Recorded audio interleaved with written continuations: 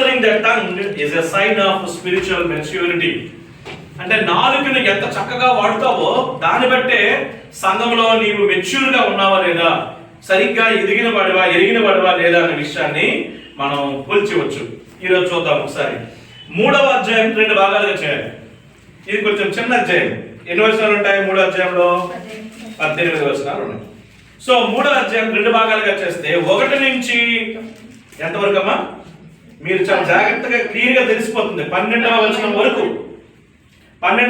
ఒక భాగం.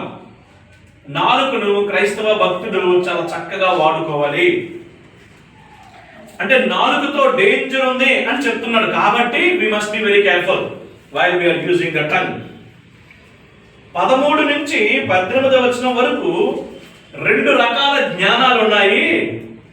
కాబట్టి మొదటి జ్ఞానమేమో ఈ లోక జ్ఞానము, అది దెయ్యముల జ్ఞానంతో సమానం అని చెప్పాడు. 2వ జ్ఞానమేమో పైనుంచి వచ్చిన జ్ఞానం. సో 2 రకాల జ్ఞానాలు, భూ సంబంధమైన జ్ఞానము, పైనుంచి వచ్చే జ్ఞానం. అర్థమవుతుందా చెప్తున్న మాటలు? అర్థమవుతుందా బాబా? మీకు అర్థమవుతుందా? వాయిస్ క్లియర్ గా ఉందా? చాలా జాగ్రత్త వినండి మాటలు, అందుకే చాలా స్లోగా చెప్తున్నాడు మాటలు. 3వ అధ్యాయంలో 2 భాగాలుగా విభజిస్తే మొదటి భాగము నాలుక గురించి, 2వ భాగము జ్ఞానం గురించి. ఓకే, సో నాలుక గురించి దేవుడు ఏం మాట్లాడుతున్నాడో చూద్దాం ఒకసారి. మొట్టమొదటిది, నా సహోదరులారా, బాధకులమైన మనము మరి కఠినమైన తీర్పు పొందుదమని తెలుసుకొని మీలో అనేకులు బాధకులు కాకుండాడి అనేక విషయములలో మనమందరము తప్పిపోవచ్చున్నాము. ఎవడైనను మాట యందు తప్పని ఎడల అట్టివాడు లోపము లేనివాడై తన సర్వ శరీరమును స్వాధీనపరుచుకున్న శక్తి గలవాడగును. మందుంచుకున్న శక్తి గలవాడగును. ఈ 1 నుంచి 2 వచనాల్లో బోధకుల గురించి ఒక చిన్న మాట మాట్లాడుతున్నాడు. బోధకులు అంటే టీచర్స్, బైబిల్ ప్రీచర్స్, దేవుని వాక్యాన్ని బోధించే వాళ్ళు, దేవుని వాక్యం గురించి శ్రద్ధ కలిగి సంఘానికి ఎక్స్ప్లెయిన్ చేస్తున్న వాళ్ళు. వీళ్ళకి మరి కఠినమైన తీర్పు పొందుదమని తెలుసుకుని ఒక జాగ్రత్త ఉండాలి. మేము వాడేటువంటి మాటలు, ఇది మాకు సంబంధించిన సంఘంలో దేవుడు మాకు ఇచ్చినటువంటి బాధ్యత. ఈ వరాన్ని వాడే విషయంలో ఒకవేళ తప్పుగా వాడితే, ఒకవేళ తప్పుడు మాటలు మాట్లాడితే, ఒకవేళ తప్పుడు పద్ధతుల్లో కానీ ప్రసంగం చేస్తే మాకు కఠినమైన తీర్పు మాకు ఉంది. అమిత్ బాబు డోరేసారు, మాకు కఠినమైనటువంటి తీర్పు ఉంది అనే విషయాన్ని మనం జ్ఞాపకం చేసుకోవాలి. అందుకే అనేకులు మీరు బోధకులు కాకుండా చాలా జాగ్రత్త చెప్తున్నాడు. మీరు బైబిల్లో ఒక మాట చెప్తారు చూడండి. మోషేకి ఇశ్రాయేలు ప్రజలకి వచ్చిన చిన్న గొడవలో పనిష్మెంట్ ఎవరికి గట్టి పనిష్మెంట్ పడింది చెప్పండి? మోషేకి ఇశ్రాయేలు ప్రజలకి మధ్యన చిన్న ఇష్యూ వచ్చింది. ఏమన్నారు? ఆ బండతో మాట్లాడు, నీళ్ళు వస్తుంది అనగానే అప్పుడు మోషే ఏమన్నాడు? ద్రోహులారా, మీకు దేవుడు ఈ బండ నుంచి నీళ్లు రప్పించాలా అని చెప్పగానే ఆ బండని కొట్టాడు. ఆయన కొట్టిన తర్వాత తన ప్రజలకి నీరు వచ్చింది, చక్కగా అందరు దాహము తీర్చబడింది. కానీ మోషేని దేవుడు పనిష్ చేశాడు. ఎక్కడికి వెళ్ళకుండా, అనానికి వెళ్ళకుండానే నెబో శిఖరం దగ్గర ఆగిపోయాడు మోషే. చూడండి ఒకసారి. అంటే మోషేకి అంత పనిష్మెంట్ ఎందుకు ఇవ్వాలి? తన జీవితంలో ఎంత త్యాగం చేసి ఐగుప్తులో ఉన్న సకల విద్యల్ని, సకల జ్ఞానాన్ని వదిలివేసి ఇశ్రాయేలు ప్రజలు అనగా దేవుని ప్రజలతో శ్రమ అనుభవించడానికి మాత్రమే తన జీవితాన్ని త్యాగం చేసిన వ్యక్తికి దేవుడు కనాన్లోకి ఎంటర్ చేయకుండా ఆపేశాడంటే ఎంత కఠినమైన తీర్పు జనరల్ గా. ఎందుకని ఇశ్రాయేలు ప్రజలకు దేవుడు తన క్రియలు చూపించాడు, మోషేకు మాత్రం తన మార్గాన్ని చూపించాడు. మీరు చూడండి కన్నడ కూడా చెప్తాం. మోషేకు దేవుడు తన మార్గాన్ని చూపించాడు, ఇశ్రాయేలు ప్రజలకు దేవుడు తన క్రియలు చూపించాడు. మార్గము భవిష్యత్తుకి, డెస్టినీకి సంబంధించింది. మోషేకి డెస్టినీ తెలుసు, ప్రజలకు మాత్రం కేవలం ఆ రోజు జరిగిన కార్యం మాత్రమే తెలుసు. ఎవరికి ఎక్కువ ఇస్తాడో వారికి ఎక్కువ అడుగుతాడు. నీకు ఎక్కువ జ్ఞానం ఇస్తే దేవుడు నిన్ను ఎక్కువ అడుగుతాడు.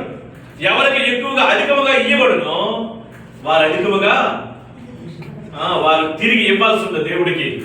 అకౌంటబిలిటీ చాలా ఇంపార్టెంట్. మోషేకి అధికమైన జ్ఞానం ఉంది, లేఖనం పట్ల చాలా శ్రద్ధ కలిగిన వాడు. కానీ దేవుడు ఎంత గొప్పవాడంటే మోషే విషయంలో కానాన్లో ప్రవేశింపనీయలేదు. కానీ మీరు మనోజ్ బాబు దేవుని వాక్యం చెప్పడం వినుంటారు నిన్న స్టేట్మెంట్ లో. రూపాంతర కొండ మీద మాత్రం యేసు ప్రభు ఈ భూమి మీదకి వచ్చినప్పుడు రూపాంతర కొండ మీద మోషే, ఏలియా, యేసుక్రీస్తు మాట్లాడుచుండగా శిష్యులు కూడా విన్నారు.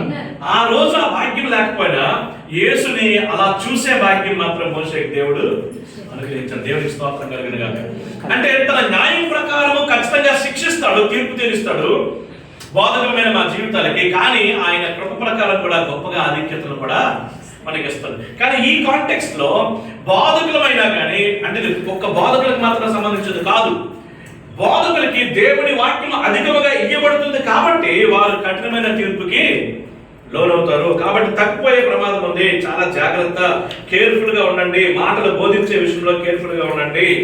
అలాగే మాటల్ని స్వాధీనపరచుకోండి. మాట తప్పకుండా మీరు బతకండి అని దేవుడు మాట్లాడుతూ ఉన్నాడు. ఈ 3వ అధ్యాయంలో ఇంకొక క్లాసిక్ పాయింట్ ఉంది. ఏంటో చెప్పనా? 3వ అధ్యాయం అంతా కూడా పోలికలతో ఉంటుంది. 3వ అధ్యాయం ఏమంటాయి? పోలికలు. 2వ అధ్యాయం చివరి భాగం అంతా కూడా ప్రశ్నలు. అన్ని ప్రశ్నలతోనే ఉంటాయి. చూసారా ఆ ప్రశ్నలన్నీ? నేను మీకు చదివించాను ఆ ప్రశ్నలు. ప్రతి దానికి ప్రశ్న ప్రశ్న ప్రశ్న, రెటారికల్ క్వశ్చన్స్ అంటారు దాన్ని. ప్రతి ప్రశ్నలోనే ఆన్సర్ ఉంటుంది. అది 2వ అధ్యాయం 2వ భాగం. 3వ అధ్యాయం అంతా కూడా పోలికలు. మొదటి పోలిక చూపించండి ఒకసారి. ఎవరు చెప్తారు మొదటి పోలిక? 3వ అధ్యాయం 3వ వచనం. గుర్రముల నోటికి కళ్ళెము పెట్టుకొనుట. ఇది ఒక పోలిక. గుర్రం అంటది, గుర్రానికి ఏమంటది? కళ్ళెం అంటది. గుర్రానికి కళ్ళెం ఎక్కడ ఉంటది? నోటికి ఉంటది. జాగ్రత్త చూసుకోండి, మెడకుండదు. 2వ చూడండి. ఎంత గొప్పైన వాడైనా కూడా పిడుగాలికి కొట్టుకొని పోబడినను వాడ నడుపు వాని ఉద్దేశము చొప్పున మిక్కిలి చిన్నదగు, చూడండి, గొప్ప పిడుగాలి మిక్కిలి చిన్నదగు చుక్కాని చేత త్రిప్పబడును. చొక్కాని ఇంగ్లీష్ లో రడ్డర్ అని రాయబడింది. ఇప్పుడు ఆ ఫోటోస్ చూపిస్తాను మీకు. రైట్, ఈ 2 విషయాలు. మొట్టమొదటి ఏంటండి? దేవుడు మొదటి పోలిక కళ్ళెం, గుర్రము మరియు కళ్ళెము. రెండవది వాడ మరియు చొక్కాని. 4వది చెప్తారా?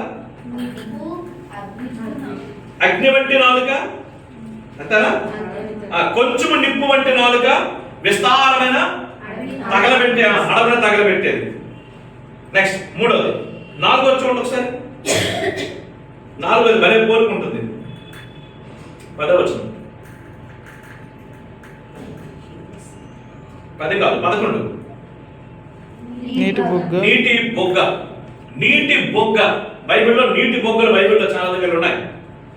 సో నీటి బొగ్గలో నుంచి ఒక్క జల, అంటే ఆ బొగ్గలో కానీ ఒక చిన్న ప్లేస్ నుంచి కానీ హోల్ నుంచి కానీ వాటర్ వస్తే ఆ వాటర్ అయితే మంచినీరు అవుద్ది, లేకపోతే చేదు నీరు అవుతుంది. అంతేగాని 2 నీళ్లు కలిపి మాత్రం రాదు. అది 4వ పోలిక.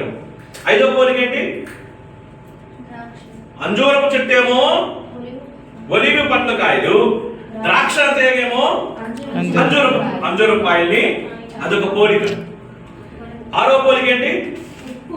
ఉప్పు నీళ్ళలో నుంచి తీయని నీళ్లు, సముద్రంలో నుంచి తీయని నీళ్లు రావు.